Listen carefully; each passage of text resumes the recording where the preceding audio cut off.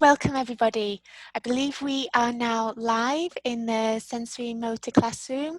If you're able to join us live, it's wonderful to have you here. If you're watching replay, it's also wonderful to have you here.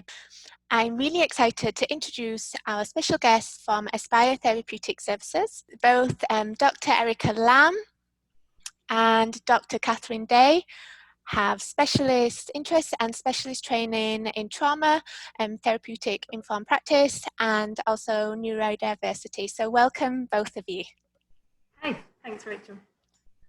Thank you for joining us. It's really great to have you here as part of this discussion. It really stemmed from this discussion, a post a few weeks ago in the Facebook group where we were looking at the return to school now. I know some schools have returned, some schools are still online, and some schools are going back in a couple of weeks. But we were starting to look like what this might look like for some of our students. Now, as clinical psychologists, you both have a very, perhaps a different perspective than we might have in terms of some of the children that you work with in your practice. So hence why it's so great to have you here to join us, to be able to share some of those ideas, perhaps some of the challenges that those students might face, and also some of the strategies or some of the helpful tips that us in the classrooms can help keep in mind when we're working with students as they return into the classroom. But before we delve into that, I would really like just to kind of hear a little bit about you guys. I actually don't think I know this piece. I would just, full disclosure, both Dr. Lamb and Dr. Day work in the Cayman Islands, so I do know them. So thank you so much again on that level for joining. But if you're able to share a little bit about yourselves in terms of what led you to your current practice and your areas of interest, and maybe Dr. Lamb, if I could ask you to share. Yeah, thank you. Well, thank you for having us. It's very excited to come on this live stream and have a discussion at this time. And I think it comes at a very good time as well, because the population that we work with, majority of them are families and young people. So to be able to be part of a discussion about school return and the strategies, and to share and to just have a open discussion is actually really exciting, and feel very refreshed to do that. So thank you for having us. So yeah, I'm a clinical psychologist by trade. I also specialized in trauma and attachment. So my background has always been look after children, foster care children, and or adults who are survivor of trauma or live with attachment difficulties.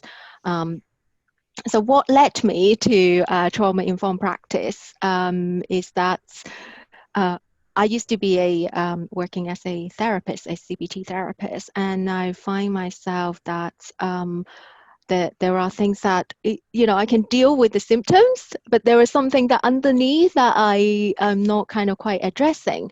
And then when I got onto the doctorate and begin to learn more about attachment theory, about trauma and trauma symptomology and the brain development, I got very, very interested. And then as a trainee, go into kind of children, adolescents, mental health, and got very interested in all the kind of child development and attachment theory. It naturally makes sense to me. And I would say that I got in the industry in a very lucky time where the trauma-informed care and attachment-based approach were very much the it thing, at that time when I got into my training. So I was very privileged and lucky to have a lot of those very rich knowledge and skills and supervision. And so I just kind of kept going, really. And very lucky to come to the Cayman Islands as well, and met Dr. Day. And we both have this overlapping interest in trauma, diversity, and attachment, but in the population of neurodiversity and look after children. So it just kind of work, and being able to build our practice from those ethos was just a dream for us. Wow. Okay. Thank you. For me, it's I guess somewhat similar. In the UK, your doctorate training in clinical psychology, one of the core parts of that is working with people with intellectual disabilities. Mm-hmm. And as soon as I did that part of my training, I don't know, I just knew that was for me. That was the area that I wanted to work in. I feel very passionate about supporting people who are disenfranchised, who are often ostracized from our communities, to have a voice and to express themselves and learn to express themselves in the way that the rest of us take for granted. And then in the final year of my training, I was really lucky enough to be the successful candidate for doing a 1-year placement with the Tavistock Clinic in London, Okay. where they specialize in attachment and psychodynamic psychotherapy. But I worked in the department with people of all ages with intellectual disability and neurodiversity. So that really launched me then. That was what I wanted to do as soon as I qualified. And I actually worked for many years leading the team for neurodiversity, really, within a children and adolescent mental health service. And then I did some work in an adult intellectual disability service too. But throughout my whole career, what I was really searching for was how to bring those things together. Was really, in my experience working with people with neurodiversity and disabilities, trauma is a huge part of their experience, whether that's just through being ostracized, bullied, different. And so it really made sense to me, again, when I met Dr. Lamb, that we would start a practice where we really brought those things together. And there are some specialized practices like this around the world, but it's still quite a new area to really think about bringing trauma and neurodiversity and attachment together as a standard part of the way that we work. And for this is why I'm so excited to have you both here to be able to share to the members of the Sensory Motor Classroom. And we have members all over the world. So we have members in the UK and the US and Australia and many other countries, Ireland, the UEA. So it's really great. New Zealand, I'm sure I won't go on because I don't want to miss any out. But really, thank you so much for joining. And really, I guess let's just dive into it. So really, from your perspectives, what are the main areas we need to consider in relation to trauma for children on the return back into school? Yeah, if it's okay, maybe I, take this one as it starts. So let's start by understanding what we mean when we say trauma first. So trauma is very different to everyone. Trauma basically stands for that an event that took place elicited fear and terror, and it has impact on the person's safety, sense of safety. And a trauma not necessarily traumatic to everyone, or that lead to PTSD or trauma symptomology. For example, we all been through the pandemic, right? And the pandemic elicited unpredictability. We didn't expect that to happen, right? It just kind of took place in a very short period of time. Is kind of increase our level of threats, and it's affected our sense of safety. We very quickly have to adjust and adapt to a very new set of rules or guidance in order to keep ourselves safe. We all felt that level of anxiety and stress, but not all of us are traumatized by it. I'm sure we hear different kind of story about actually how the shelter in place brought us closer together as a family, or some people actually find that during this time they experience a lot of anxiety symptoms or even trauma symptoms.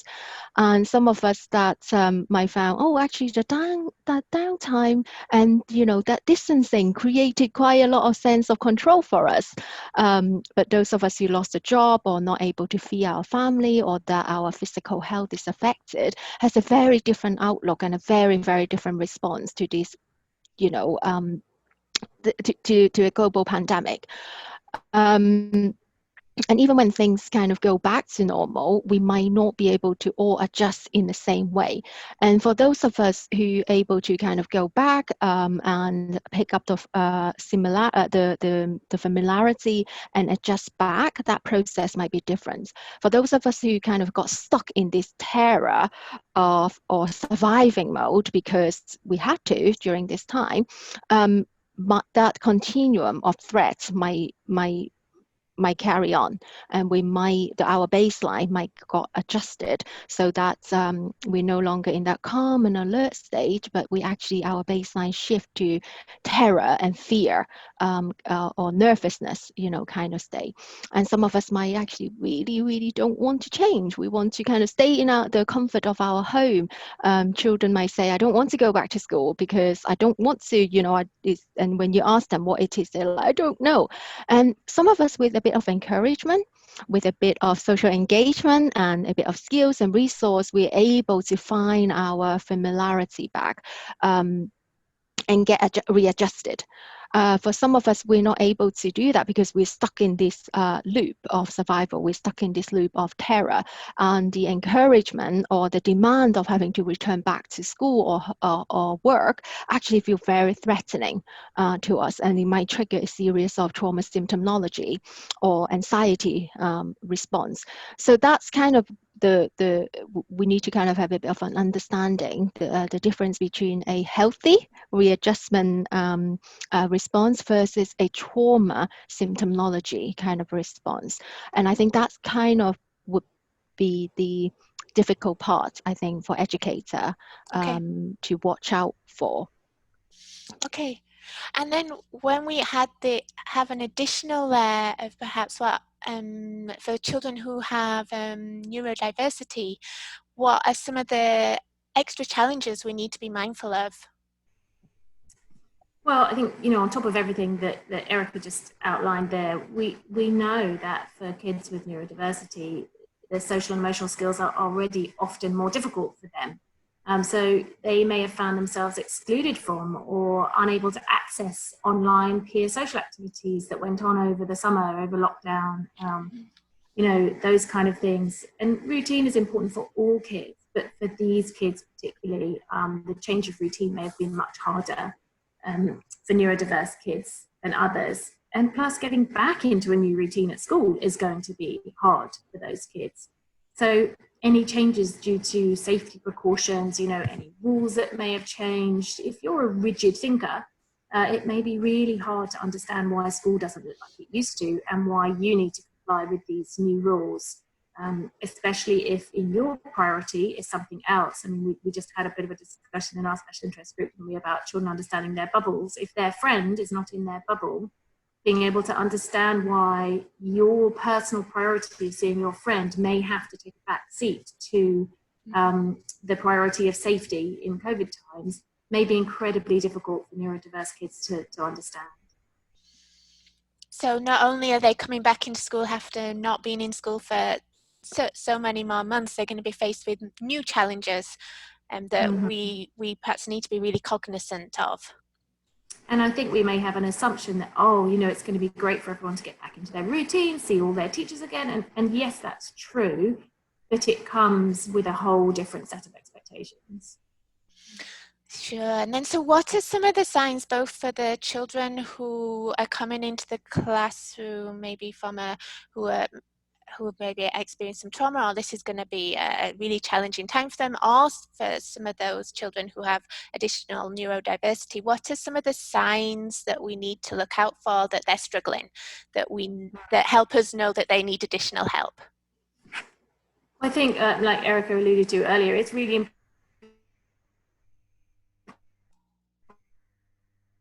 to differentiate this and regression, which we will see in all children due to the pandemic, and then signs, of clinical concern. So most of us do heal from difficult and traumatic experiences through our sort of family and our community and our shared experience of this pandemic and the narratives that we create together. But if children are still struggling significantly after a few weeks, months, then, we might need to think about investigating further. So in younger children, or those children with neurodiversity, what that might look like is changes to their behavior, changes to, eating, sleeping, agitation, aggression, withdrawal, anxiety. And in older children, although they are more likely to be able to verbalize their concerns and express themselves verbally, remember, most children will have regressed a bit and they may be operating at an earlier developmental level.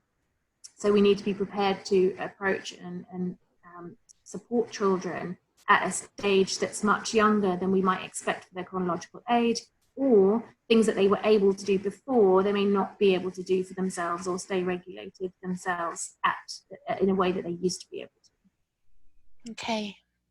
And I think from the kind of general age kind of perspective, a general developmental perspective, let's look at how we cope, as human being, evolutionary speaking, and then think about, okay, what is kind of what, like Catherine was saying, out of the ordinary, and then what does that actually mean, and then where's that in the continuum, and then we can think of strategies, right? So when we use the terms like, traumatized or stress response, it means very different things to different people. Some people kind of go off and daydreaming as a way to self-regulate or self-soothe, can look like they're disassociating to others, and people get quite kind of nervous about it. So let's have a look of hyper-arousal and hypo-arousal, and what is kind of, that zone of tolerance. So when human are faced with stress, when we're faced with demand, neurologically, we have all of this chemical that kicks in to help us to, to stay regulated. A lot of the times on the continuum means that our brain, very clever, will shut down certain parts of it in order to help us to focus in the survival. So when we're threatened, when we shift up to the terror and threat kind of stage, we focus on survival, and we use, the lower parts of the brain is either that we flock, and it was like, okay, did you see that? Like, what is other people doing? And if we see other people kind of calm and regulated and continue to smile, then you're like, oh, that's fine, then that's okay, right? That's what we do when we hear the fire alarm. We're just like, oh, all right then, kind of thing. But whereas if we kind of turn around and say, oh, everyone is looking terrified, my teacher is like, about to kind of run out of the classroom, the adrenaline kind of kicks in, prepare you to either run or hide, or you just freeze because you don't kind of quite know what to do. So knowing those kind of flight, freeze, or flock response is quite helpful. And then understanding that kind of the extreme, of it as well. And what we notice over time is that in a big classroom, a lot of the hypo-arousal kind of presentation are the one that get dismissed or overlooked. For example, when a young person kind of freeze, they don't know what to do, they go quiet, the lower level is the regression. We acknowledge that, we kind of provide support, and we're okay with those things. But when the young person kind of go more into the hypo-arousal, they just kind of like freeze, and they're daydreaming, they're zoning out. Okay. They cause you no trouble. So what do? You kind of leave them be and deal with the one that have more externalized behavior, the one who's fighting with you, who's speaking louder, who's like hyperactive, right? But actually, those student who's at the back of the class, like zoning out, they are activating that dissociative defense mechanism as a way to cope. They equally need your social engagement. They equally need your attention to help them to go back to that kind of zone of tolerance.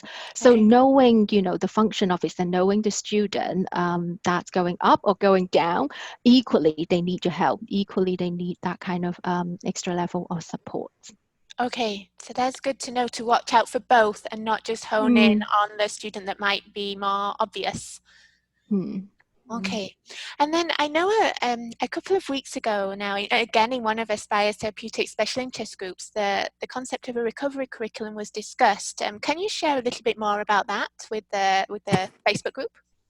Yeah, so the recovery curriculum is an idea of creating a school curriculum that focuses on social and emotional recovery prior to academic recovery. recovery in the face of the pandemic. And I first came across this in the work of Barry and Mark Carpenter in the UK, who've done a lot of amazing work on creating a framework for educators on how to build their own recovery curriculum for their unique school community.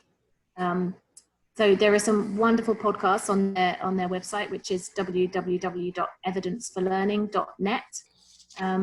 And, you know, I'm not going to attempt to cover all the amazing work they've done, but just to give a taster of it, what they do is they talk about the 5 losses that children have suffered during the pandemic, as well as 5 levers for recovery. So this is a framework. This is not a package for you to deliver. It's taking these 5 losses and taking these 5 levers and using them to build your own recovery curriculum in a way that meets the needs of your community, your school community.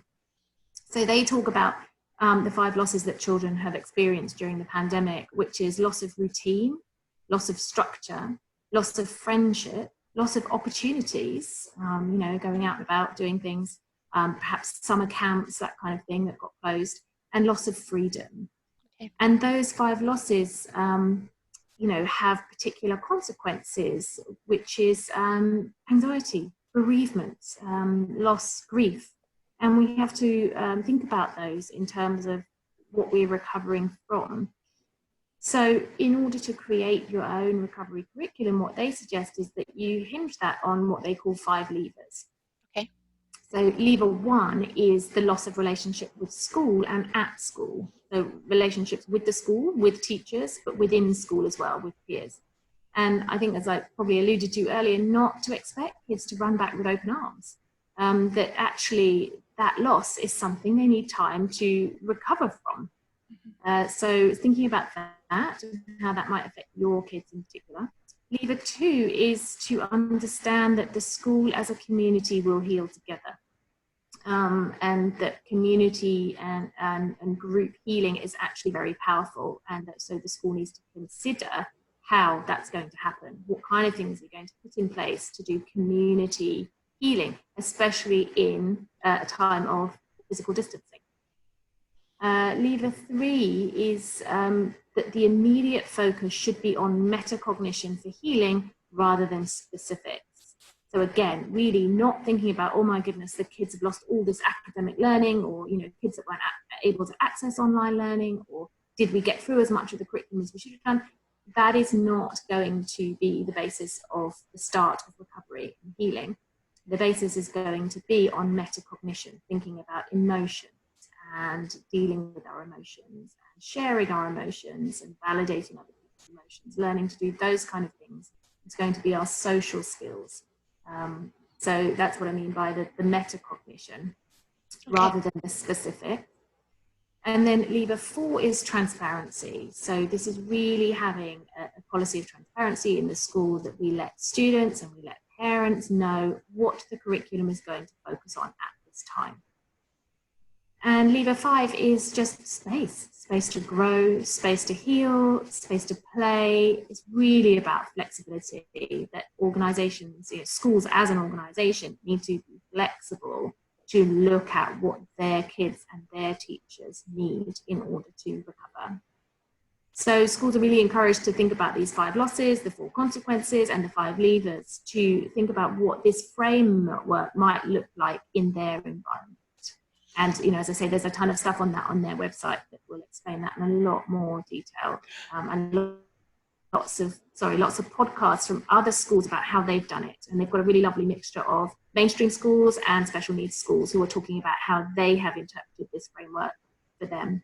Okay, great. And I see on our chat, thank you, Michelle. She's been super proactive and popped that website down in the comment section so people can get to it. So it does sound like there's going to be lots of really helpful information there for schools to have that discussion as teams within the schools to know what it means for them. Yeah. Okay.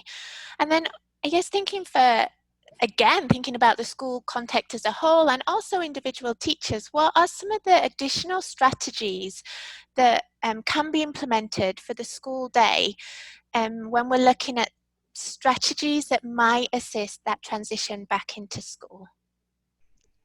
So from the neurosequential model, Dr. Perry, Bruce Perry, Dr. Bruce Perry, from the neurosequential model for therapy website has a lot of very helpful videos on the YouTube channel, on his website, talking about basically understanding using neuroscience, developmental psychology to understand how the brain kind of naturally develop and how we actually heal from an attachment perspective, relational kind of perspective as well. So just to kind of I'm not going to claim that I understand all Dr. Perry's kind of ethos, but it's helpful to understand the kind of basic here as well, is that the brain grows from bottom up, inside out. Right? It means that in order for us to access the higher thinking, the learning, the reflection, the language and memories and executive functioning, we have to have, a foundation, a solid foundation to kind of get to the top of it. So for young people to learn, to stay still, to attune, to reflect on their learning, they need to be regulated. The brain stems needs to be at a calm state, and the midbrain, they need to feel safe, they need to feel contained, they need to know what is coming, what is kind of going, they need to have a connection with the familiar faces, they need to know where the seats are, and the information, the sensory that kind of coming in, needs to have a reciprocated, it needs to come in and needs to go out, and then they can access, their thinking brain, right? And in order to calm the lower parts of the brain, the brainstem, we know that repetitive, rhythmic movement and activities are the most regulating ways to relate to the brainstem. So for example, all those things that Rachel, you've been posting on your on the Facebook page are really, really helpful, to do, because the principle is that we want them to learn, we want them to think, we want them to be creative. It's a higher level of the brain, it's the neural cortex. So what we need to do is we need to kind of regulate the stress level so that they feel safe, they're stable, and then we can relate to that emotions, and then we can reflect and learn. So that kind of pyramids of the 3R is what Dr. Perry were kind of talking about. So he's done a lot of seminar on brainstem-based kind of activities, which are very much in the OT kind of remit, and how to relate using social engagement, intimacy barrier, proximities, and all of those to relate to the young person. And then the natural kind of engagement with the neural cortex can take place. Certainly, I know when we've had the discussions in the special interest group, when it looks at regulation, I feel that is definitely where the OT and the trauma-informed practice can really kind of coexist, because you really need that regulatory piece to be able to be in that place that you're not in that really sensitized kind of high arousal place that is not feeling good for you. So that being able to use those regulatory techniques, and I know just even recently was having that discussion that actually they need to be so frequently within the day, not at the point of high arousal. In high arousal, there's a whole different piece that we need to look at how to minimize very quickly and how to regulate quickly, but actually we want to be able to put in place strategies that help students not get into that really high arousal, high sensitized kind of distressing place for them. Yeah, which go back to what Dr. Day was saying about before. It's like, watch out for that developmental regression. Meet the child where they need to be, because looking at a 12 years old who regressed, and regression might gone down to kind of 6 years old, there may be parts of you that is reluctant to use those rocking or song or coloring or waist blanket or wall push-up in order to regulate that child, because he looks like 12, why am I using this when primary school teacher might use that? But it's to be able to actually understand that that is what that child's need, that is what that brain needs in order to get regulated, and is to give us that permission as a school to kind of think about what that might look like, and to actually support your colleagues to put those things in place. Absolutely. Yeah, and I know what you'd asked about, Rachel, particularly was strategies, but I think you'll hear that as we talk, we're very used to working multidisciplinary. So whilst we'll talk about the theory of what's going on in the brain, what we know is what we're really relying on is teachers, OTs, physios, those kind of professions to be coming up with the actual strategies that are going to work for that individual child. So whilst we can come up with sort of frameworks of ideas that we know are going to help, it's really people like yourself who are going to have those strategies at your fingertips. And I think that so many people have done a lot of great work on this that I'm not going to try to replicate that here in this interview. But if you listen to the podcast, for example, on the Evidence for Learning website, there are so many amazing ideas that people have come up with, both in special needs schools and mainstream schools, that they are doing, that they have built into their recovery curriculum. But it is about having those kind of rhythmical activities in bursts throughout the day, as you say, because that leads to the continued stabilization and regulation, rather than seeing a child as getting dysregulated and then trying to put something in place, which of course we can do, but actually we can be more preventative than that. So some of my favorite ideas that I've listened to other people have done are things like the happiness box, which is, each child creating their own little sort of sensory regulation box at the start of term. They might, make their box. You're doing an arts and craft activity where you create your own box. Children bring in little items from home that they find regulating, fill their box up with whether it's photos or slime or, other sensory items, their favorite scents, or, a little toy, chewing gum, little Rubik's Cube, things that perhaps may not usually be allowed in school, but maybe we need to think differently about what children are going to need to perform and function in school at the moment. And then another adaptation of that idea is maybe not a box, but that each child is allowed to have something on their person or clipped onto their bag, a little chew necklace or a fidget toy or a little keyring, something that is a regulatory item for them, that is their go-to place. If we don't do that, we're going to see kids thumb sucking, we're going to see them chewing on their hair, we're going to see children do this instinctively anyway, but we could be more proactive and put things in place. And then the other one that I absolutely loved was the idea of the sensory pathway down the hallways and corridors. Again, how we do that in terms of infection control and so on, but having different textures and hopscotch and, little things that as children transition from one room to another, they are doing sensory regulation activities as they move, and they're not even knowing they're doing it. So those were some really nice ideas. And then there's also some stuff out there, for example, again, being proactive and planning ahead. This is not strategies for the children, but strategies for teachers and senior management, is to, I came across a really nice template by Dr. Pookie Knightsbridge, I can't pronounce her third name, that outlines the kind of what she calls a strategy bank. So is sitting down and knowing who are going to be our most vulnerable children, what are the things they're going to struggle, what do we know about that child, what are they likely to struggle with in the classroom, and what are some of the strategies we know work for them or that we might trial for them. And having that down as like a one-piece sheet for each child. So that's another kind of way of looking at strategies.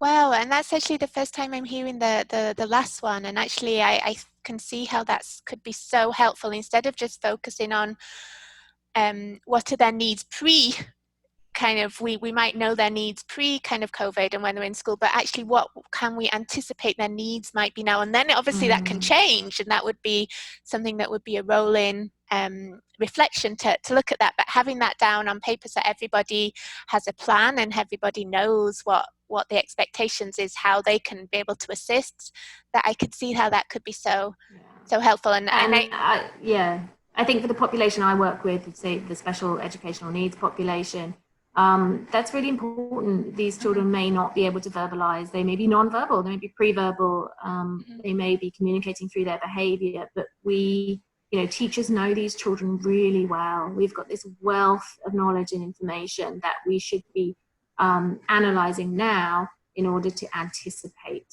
what their challenges might be and how we might help them.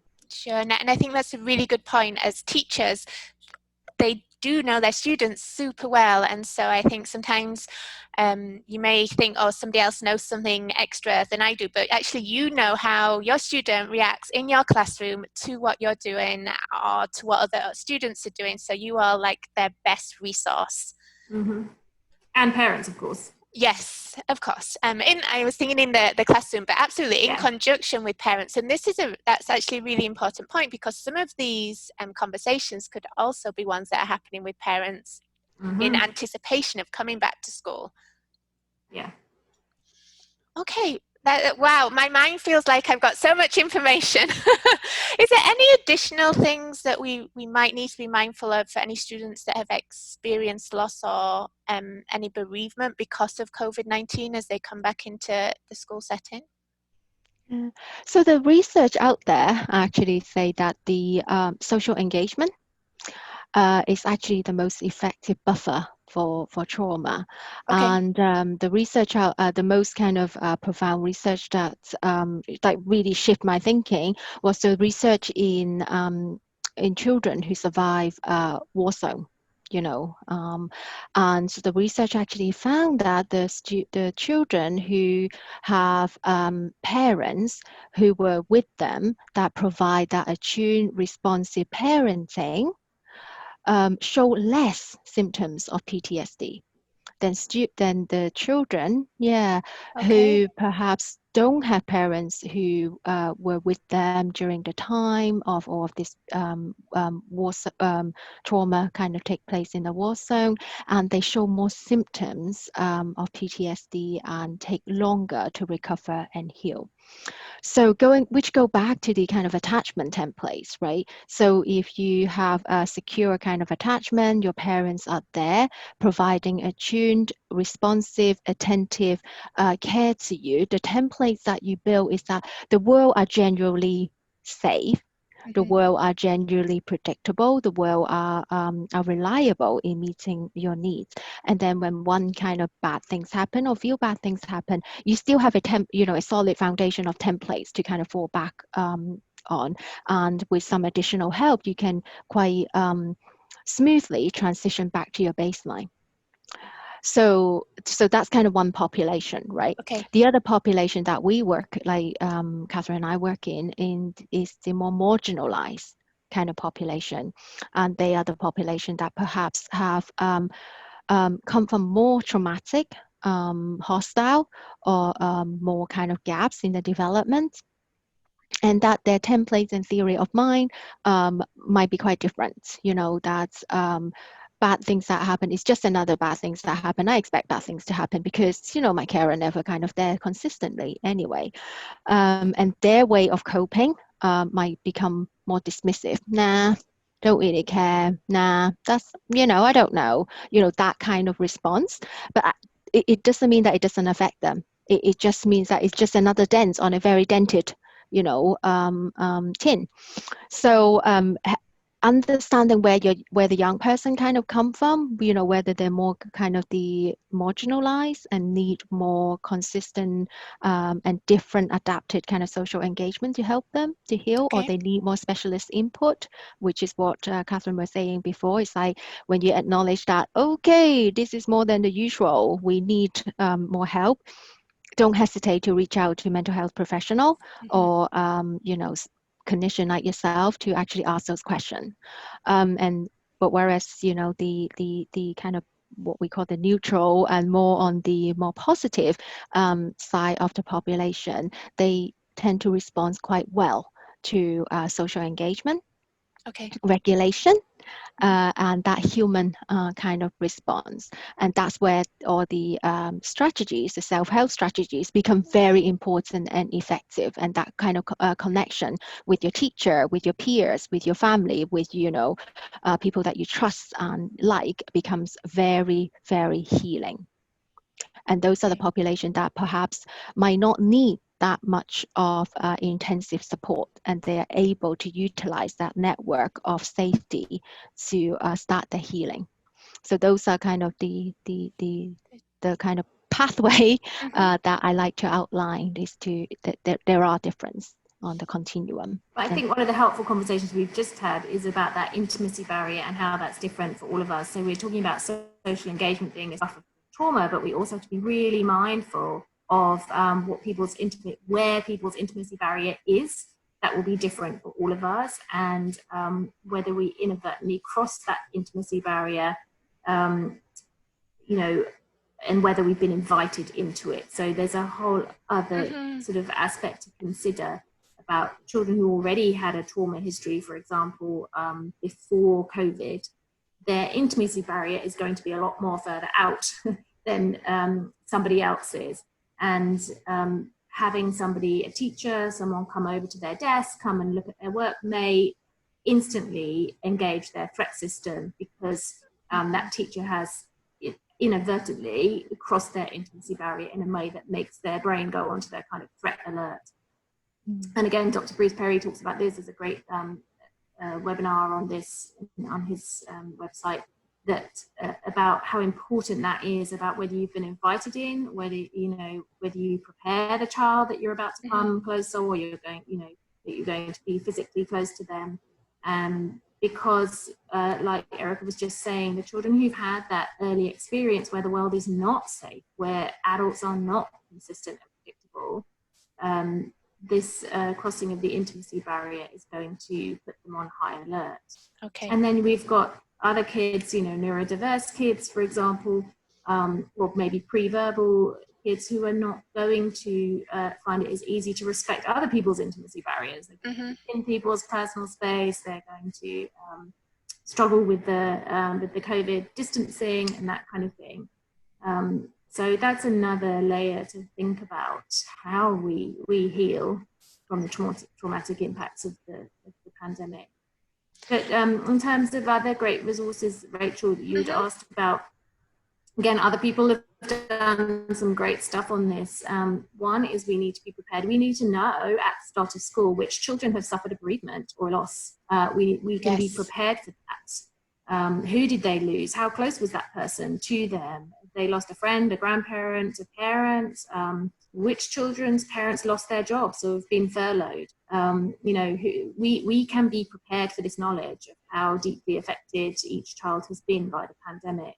And there are some great resources out there. So the one that I came across, which I thought was great, was from Nurture UK, who have some packs on dealing with transitions, which was originally developed, I believe, for transition to year 6, year 7.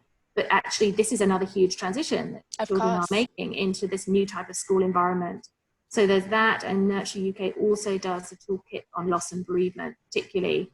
So they have a great website, www.nurtureuk.org, where you can buy those toolkits. And then in terms of what we're doing in Cayman,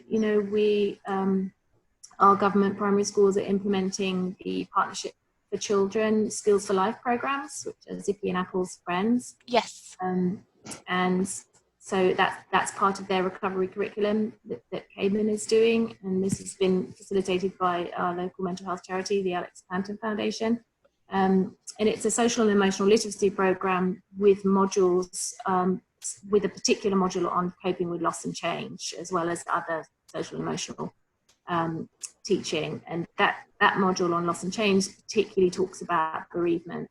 So, as well as that program, as well as it being in class, it also has worksheets and activities for children to take home and do with their parents. So I think, coming back to that point, really that we need to be working together with parents, who will always be the people that know their child best, and teachers and schools, to know what's right for every individual child. And really, from all your discussions, and that's what I'm hearing, is that be prepared, have discussions, talk with parents, talk with your teams, think about strategies, but also think about what's going on for the children. So strategies are helpful, but also think behind that too, because that can help you in your response to the students themselves. I feel like you've just given us so much wonderful information. I'll definitely make sure that all those websites that you mentioned are part of the group. I believe quite a few of them have been popped into the chat. And I really I'm so thankful that you've been able to come and share your expertise with us both, with us all, both your expertise with us all. I guess just to end on, we've talked a lot about students. Is there anything that we need to be mindful of for ourselves as we go back? I'm so glad you brought that up, self-care. Okay. You know, self-care is very, very important. Us choose to go into the education profession or the caring profession. I mean, it was only the other day that Catherine and I were talking about, like, actually how much trauma was actually happening around us, you know, us as professional, and how we kind of choose to come into this career, because we also get the reward and pleasure of helping others. When, you know, our clients go on to the healing trajectory, is actually really pleasurable and rewarding kind of for us. And I would imagine it's the same for teacher. You know, when teacher can see that the young person is learning, they are engaging and they are growing, they are developing, it's that rewarding and pleasurable piece that keep them coming back the next day, right? And if we think about the baseline of our young people after this pandemic, and that they already got that kind of regression, you know, in place already, that's taken, we really need to think about, okay, if that's the case, what would motivate me, you know? And also we talk about the mirror neurons, right? You know, we get our pleasure, we when we engage with others, it switch on the mirror neurons of others. Therefore we have this kind of reciprocated exchange that make us feel good. And if that is not taking place, then how do you take care of the teacher? You know, if they're not getting a lot of the reward and the pleasure from the everyday kind of teaching and progression of the student, we really need to take care of our, you know, teacher, how we regulate them, how do we relate to them, how do they get the motivation to kind of come back to school. And there's always three principles that psychologists actually work with. If you look at any therapeutic kind of support, reflective practice, and all of those, it kind of boils down to these three principles that Dr. Perry has kind of summarized: is controllability. How much control, you know, you have in your environment that give you that sense of grounding, right? And how much you can modulate the level of your stress and the level of challenge. And thirdly is how predictable, you know, those challenges and demands that kind of come in. And if we are able to, you know, from an educator kind of perspective, is that, okay, I need to kind of lower my expectation. And the stress level is going to be higher, and the day will feel kind of longer because of the current setting. Automatically give you that framework of, okay, okay, these are the box, you know, these are the things that I can do within my control, and not to set targets or have expectation that you're not going to meet, because it's not going to be healthy for you, and it's certainly not going to feel good for your student, and that might stop you from coming to work the next day because you're not feeling that kind of shift and movement and reward and pleasure. So I think self-care, you know, have understanding that installing controllability, modulate your stress level, and creating as much predictability, which is all those, you know, website and resources and strategies that we've been talking about, would really help for anybody who's working in the front line.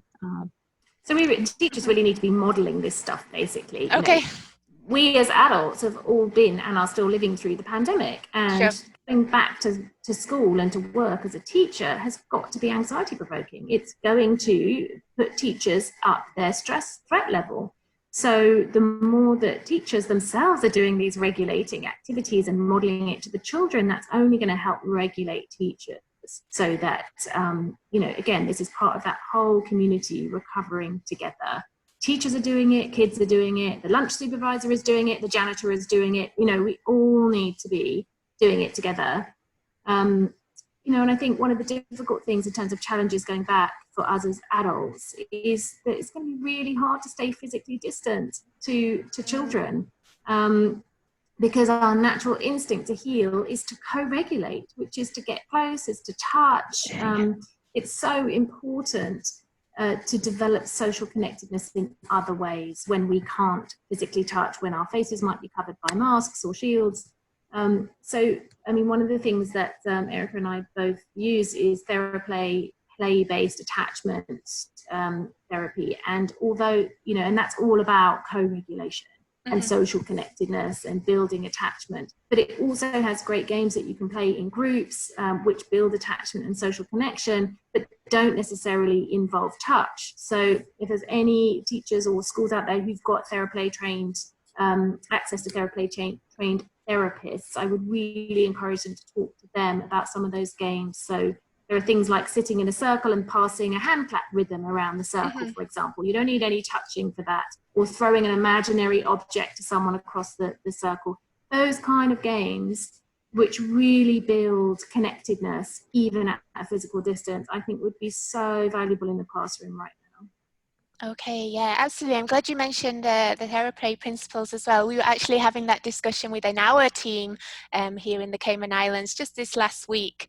And I know that they also have some really great resources available, kind of, if people are interested to learn more about those activities. And so, guys, again, I want to say a final thank you to you. This has been such a wonderful discussion. And so thank you very much. Thanks for having us. It's great. Yeah, it's been really, really nice, and the time just flew by. So thank you. The time has flown by. Absolutely. So thank you very much. Thanks, Rachel. Thank you, Aspire Therapeutic. Thank you. You're welcome. Bye. Take care. Bye.